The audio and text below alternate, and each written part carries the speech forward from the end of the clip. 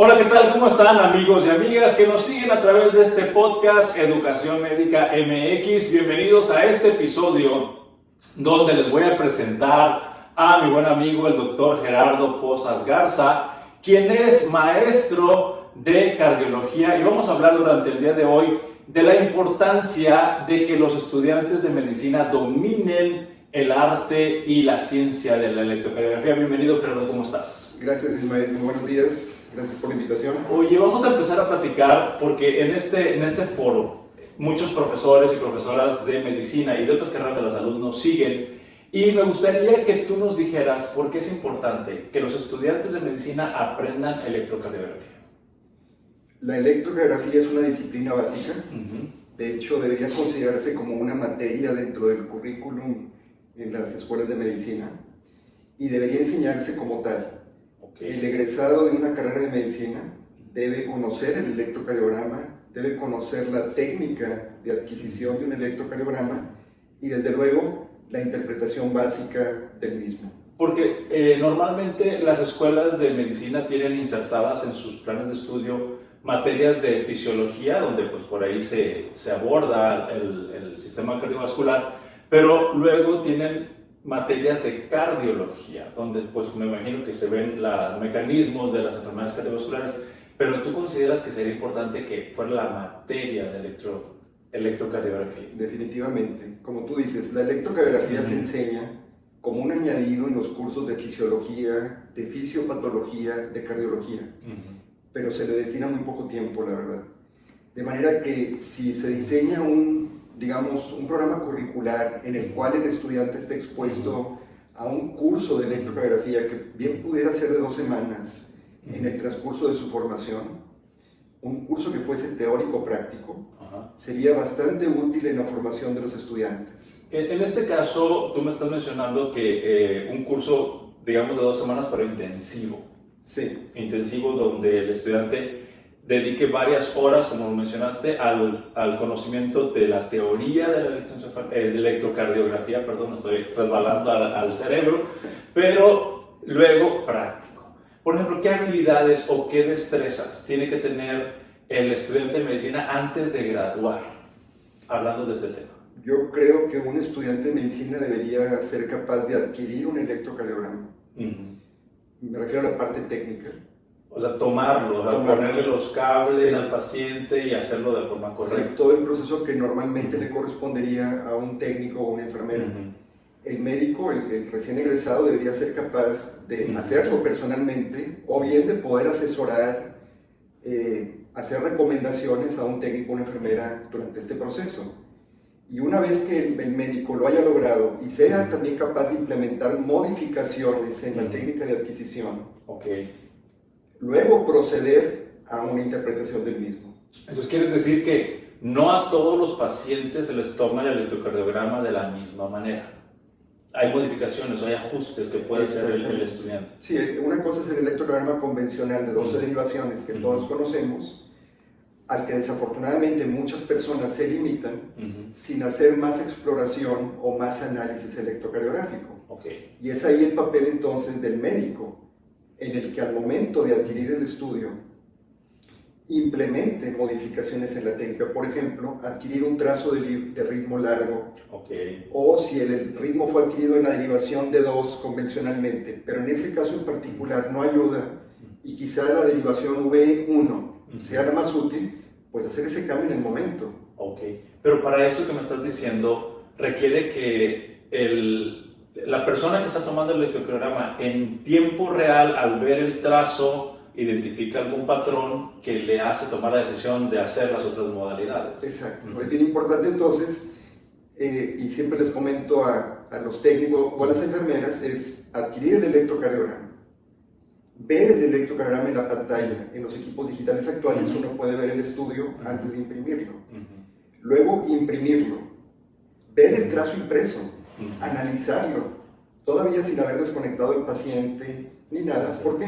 Porque entonces ahora el médico se puede dar cuenta si hubo un error en la técnica porque se colocaron los electrodos de los brazos al revés, tenga oportunidad de verificar efectivamente que así haya sido.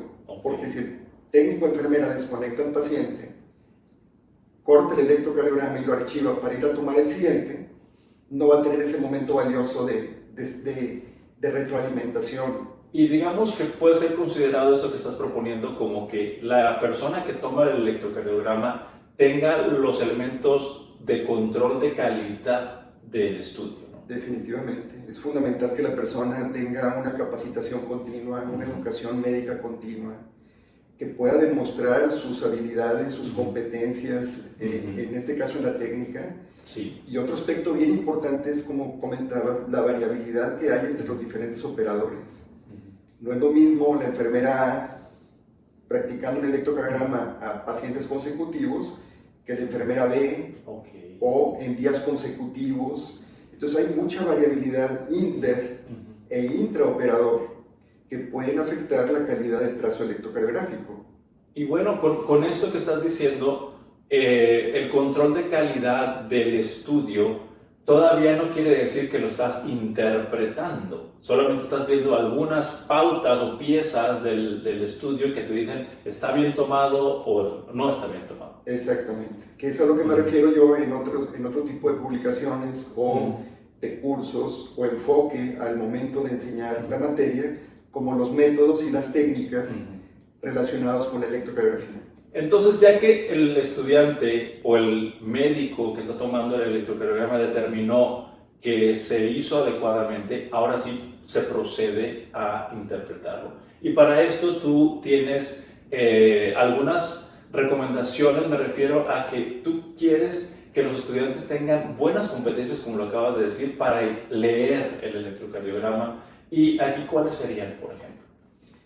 Ya propiamente la interpretación. Sí, la interpretación. Lo que ya siempre les comento primero es ver el trazo a la distancia, literalmente, o sea, separarlo para ver el contexto general del estudio, ver su presentación general, ver todo lo que está alrededor del trazo electrocardiográfico, me refiero a los datos del paciente, los parámetros con los cuales fue adquirido, el voltaje, la velocidad de registro, los filtros, es decir, una serie de parámetros que van a garantizar que el estudio fue bien adquirido. Y una vez que uno ya parte de esa base, que es fundamental, ahora sí proceder a la interpretación. Y para esto, pues hay que llevar un método, un orden, un sistema que puede variar de persona a persona, pero que debe ser integral, que debe ser completo, para no pasar por alto ninguna alteración. Porque sabemos, Ismael, que la primera causa de falla diagnóstica en electrocardiografía es por omisión. Es decir, el médico detecta un bloqueo de rama y ya está contento y satisfecho porque hizo su diagnóstico, pero ahí para su análisis, no progresa, no prosigue, dejando por omisión de analizar otros parámetros. Bien, y para esto quiero comentarles, amigos y amigas, profesores y profesoras, que el doctor Gerardo Pozas ha escrito algunos libros para apoyar a los docentes o a los estudiantes en la adquisición de esas habilidades de entender el proceso teórico y algunas pautas de la clínica o de la interpretación. Y no sé por cuál de los libros quieres empezar. Por métodos. Es que ha escrito varios libros que les quiero comentar. Por métodos y técnicas en electrocardiografía. Bueno, aquí, ¿qué va a encontrar un profesor o un estudiante? La mayor parte de los libros sobre electrocardiografía, Ismael, no abordan la parte técnica, la parte práctica, cómo hacer las cosas. Se enfocan directamente en las patologías, en las alteraciones. En las curvas, en las líneas, en los trazos. Entonces, ¿cómo es el proceso de adquisición y de abordaje de un paciente? Pues llega el paciente a emergencias o al consultorio, se le toma un electrocardiograma y luego se interpreta. Es así como en este libro se aborda la información, es decir, desde que uno aborda prospectivamente al paciente, cómo, dónde colocar los electrodos, cómo sacar el máximo provecho del electrocardiograma, qué modificaciones implementar y luego implementar un sistema para su análisis o su interpretación.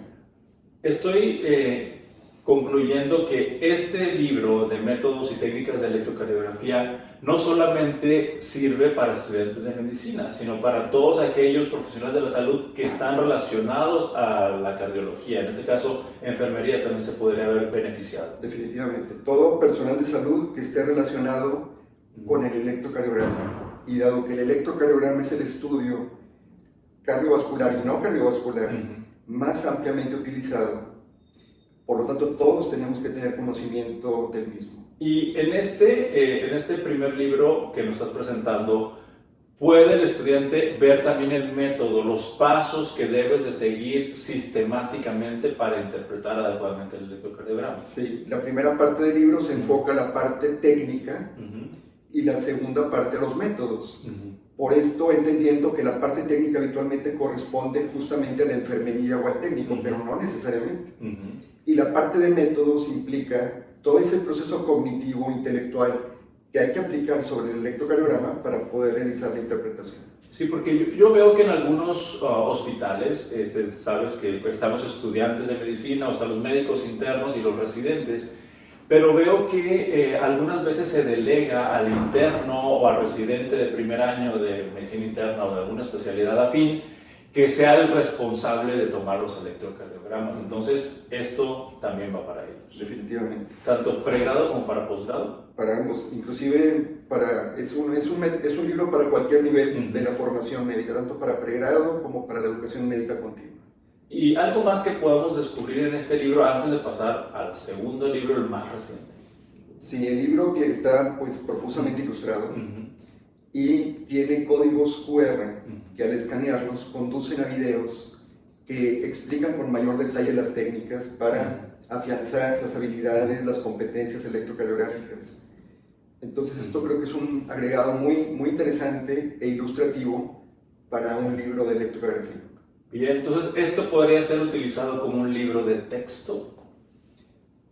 Como tal de texto no, Ujú. porque no es una revisión exhaustiva Ujú, de toda la normalidad y la patología, Ujú. pero sí es un libro cuyo enfoque práctico, teórico Ujú. práctico y sobre todo enfocado en las técnicas que otros libros no abordan, es un Ujú. excelente complemento Ok, en la formación en la electrocardiografía a nivel de pregrado y posgrado. muy bien. Y ahora sí, yo quiero compartirles, profesores y profesoras, que el doctor Gerardo Pozas acaba de sacar este año, hace unas semanas, un nuevo libro y se llama Electrocardiografía de las arritmias. Platícanos, ¿qué vamos a encontrar aquí? Bueno, pues algo parecido, porque es más o menos, si no es la continuación Ujú. natural del libro anterior, es muy parecido en ese sentido. Es decir, es un libro que aborda en forma prospectiva el abordaje de los pacientes con arritmias. Okay. Es decir, cuando llega un paciente, en este caso emergencias, le tomamos un electrocardiograma y ahí empieza nuestro proceso. Claro, basado en el interrogatorio, en la exploración física, en los antecedentes, etc. Pero luego la gran parte que corresponde al electrocardiograma. Es decir, cómo vamos a ir abordando sistemáticamente, integralmente, las alteraciones que estamos viendo para que luego a través del conocimiento de los mecanismos de las arritmias podamos hacer un diagnóstico electrocardiográfico. Sí, aquí yo estuve hojeando tu libro y encuentro que vienen explicaciones bastante detalladas y también veo videos aquí. Sí. Veo videos que a través del código QR, con tu teléfono móvil, puedes acceder a una explicación más detallada. Y también viene aspectos relacionados al diagnóstico y al tratamiento. Exactamente. Mira, muchas veces cuando vemos un paciente, aunque no sea de arritmia, cuando tomamos un electrocardiograma, como decía, muchas veces nos limitamos al electrocardiograma de 12 derivaciones, convencional, que por naturaleza tiene algunas limitaciones. Por ejemplo, no explora apropiadamente el ventrículo derecho, no explora apropiadamente la región dorsal o posterior del ventrículo izquierdo. Si queremos obtener más información, pues tenemos que poner derivaciones derechas, precordiales derechas, o derivaciones torácicas posteriores. En la espalda también. Y adquirir un segundo electrocardiograma. Aspectos como este es a lo que me refiero de, digamos, ahondar en la exploración del paciente en el momento, es decir, al momento de la exploración, porque muchas veces este tipo de modificaciones o implementaciones no se pueden hacer a posteriori, una vez que el paciente ya fue dado de alta o que ya pasó el momento valioso de una arritmia. Y algo que me viene a la mente ahorita, Gerardo, es que en la escuela de medicina, durante tu carrera de medicina, pues aprendes algunas bases de electrocardiografía Y como es normal en la vida, si no lo practicas, se va deteriorando ese conocimiento y se le llega a olvidar. Pero luego cuando empezamos una especialidad médica, por ejemplo medicina interna, hay que retomar estos conocimientos y luego si después de medicina interna quieres hacer cardiología, pues también. ¿Esto aplica desde pregrado hasta cardiología? ¿Tú crees que sería útil este libro? Sí, o sea, nuevamente aplica, es decir, parte de conocimientos básicos, de hecho desde las bases anatómicas y fisiológicas del electrocardiograma o de las arritmias, y profundiza en los últimos avances, en los aspectos más complejos. De hecho, hay 2 capítulos, uno es sobre mecanismos electrocardiográficos de las arritmias, que realmente son mecanismos complejos, y otro que me parece muy interesante, que es una breve introducción a la electrofisiología cardíaca. ¿Qué significa eso? Gran parte del conocimiento que tenemos de las arritmias proviene de los estudios electrofisiológicos, es decir, de los cateterismos eléctricos. De manera que la información que el médico obtiene con el registro de la señal eléctrica desde el interior del corazón, lo puede luego aplicar al electrocardiograma y viceversa. Y entonces eso le da al médico un potencial enorme para la interpretación correcta de una arritmia. Entonces este libro tiene un capítulo introductorio a la electrofisiología cardíaca invasiva, vamos a decir. Y como lo platicamos en una conversación previa, estábamos conversando sobre el futuro de la electrocardiografía, que todavía es para quedarse varios años, ¿no? Varias décadas. Sin duda. El electrocardiograma tiene más de 100 años, tiene más o menos como 122 años de haber sido inventado por Einthoven, y desde entonces el método ha cambiado muy poco. Claro, se ha modernizado, ahora son equipos digitales de 12 canales, portátiles, etcétera, pero la esencia del método ha cambiado muy poco. En ese ínter de desarrollo existió durante mucho tiempo un estudio llamado vectocardiografía, que cayó en desuso.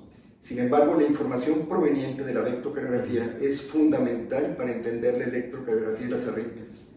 Y ese también es un punto de análisis y de dificultad en la enseñanza y en la comprensión de la electrocardiografía, porque nos hemos olvidado de los vectores. Entiendo.